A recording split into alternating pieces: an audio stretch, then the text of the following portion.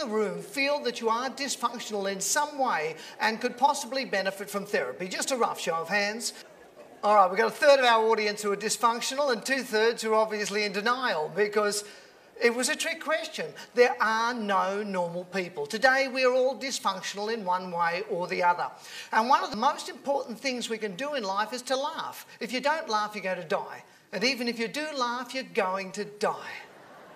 So doesn't it make sense to laugh? And yet when pressure is brought to bear, stress is created, and when we get under stress, one of the first things to go is our sense of humour, which is really weird because it's one of the strongest weapons, as the introduction said, that we have to combat modern day stress. So how much do we laugh? How often do we laugh? And if we're not laughing enough, why not? All of those questions led me to study gelotology. Gelotology is the study of the science of laughter and its positive effects on the human body.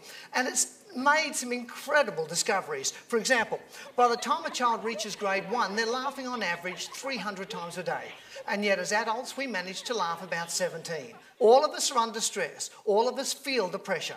But the quickest way on a daily basis to get your stress levels down in your life is simply to get your laughter levels up. Always look on the bright side. What are you going to lose? You know, you come from nothing, you're going back to nothing. What you lost?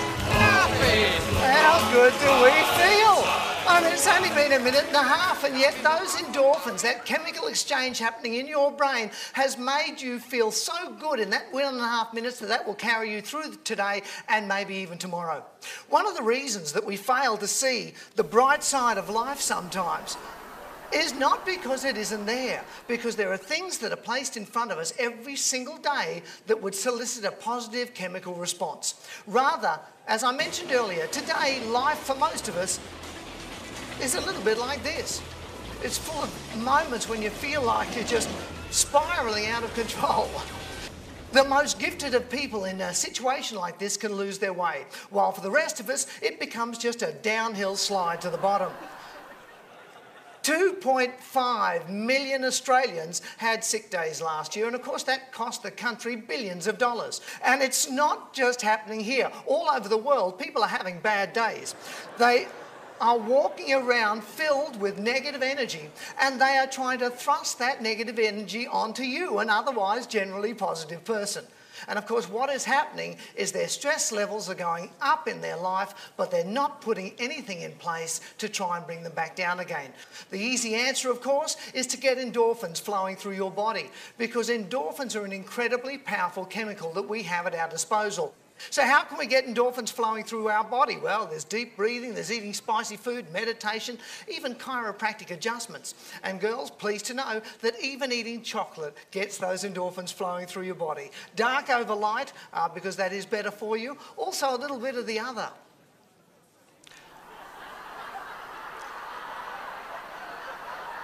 It's true. Because when we are in the throes of passion, our endorphin levels go up in our body by nearly 300%.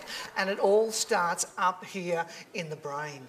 Now, the brain's one of those things that we rarely get to see. We know we've got one up there, but we don't really see it. Many women believe that the male brain looks like this. I don't know whether that is true, girls. I don't really believe it. But if it is, it would probably look like that. You'd have, man, a big sex gland in the middle of your brain. It would be followed up with another sex gland just for backup. You would have a crutch scratching area. You would have a toilet aiming cell. You would have a television or remote control addiction centre and a attention span gland over there, just slightly bigger than the listening particle. For a girl, of course, it would be totally different. You would have a need for commitment hemisphere right in the middle. You would have a chocolate centre, a shopping centre. You would also have a shoe-handbag coordination area and a sense of direction neuron. Now, that, of course, is not what the brain looks like. The brain looks like this. It's made up of 2% of our body weight, does 98% of our function, and more incredibly, it uses up 20% of our energy. And the reason is because it's processing approximately 400 billion bits of information every single second.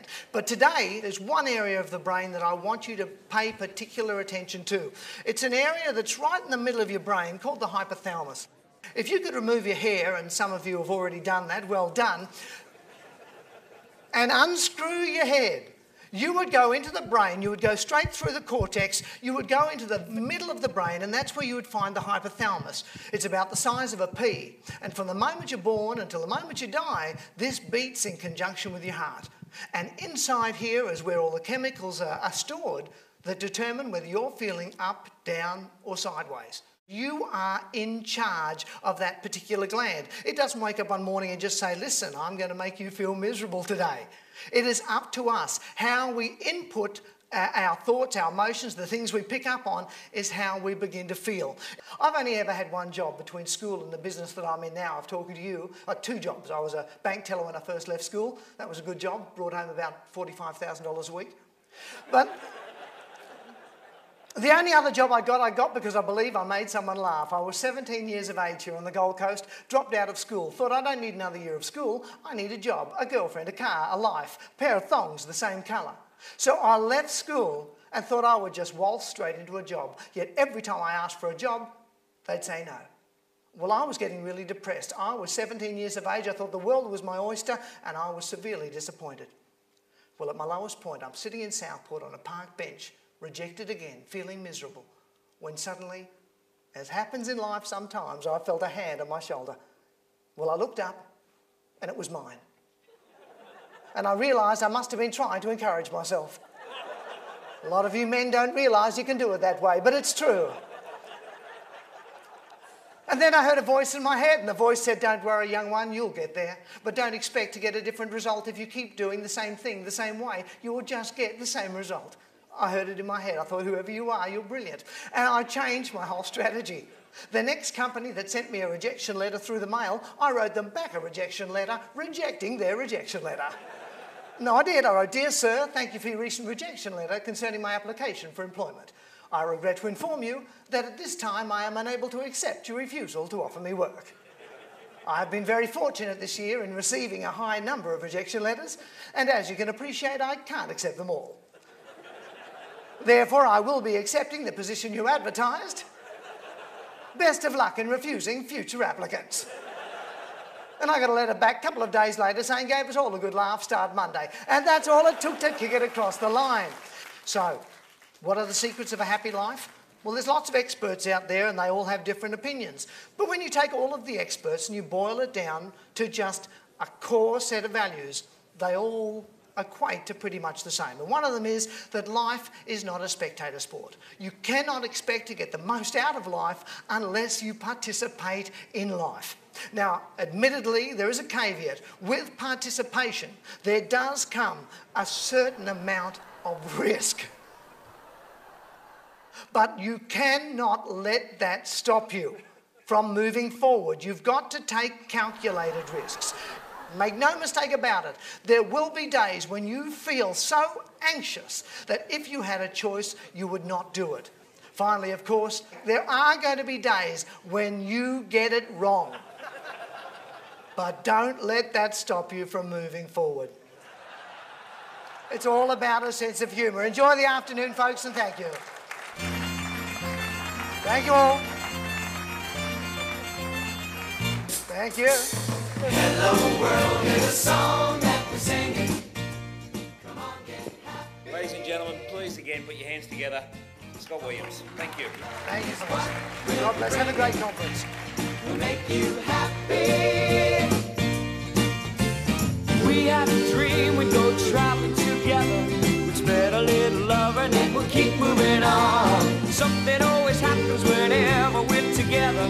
We get a happy feeling when we're singing a song. Traveling along, there's a song that we're singing. Come on, get happy. A whole lot of loving is what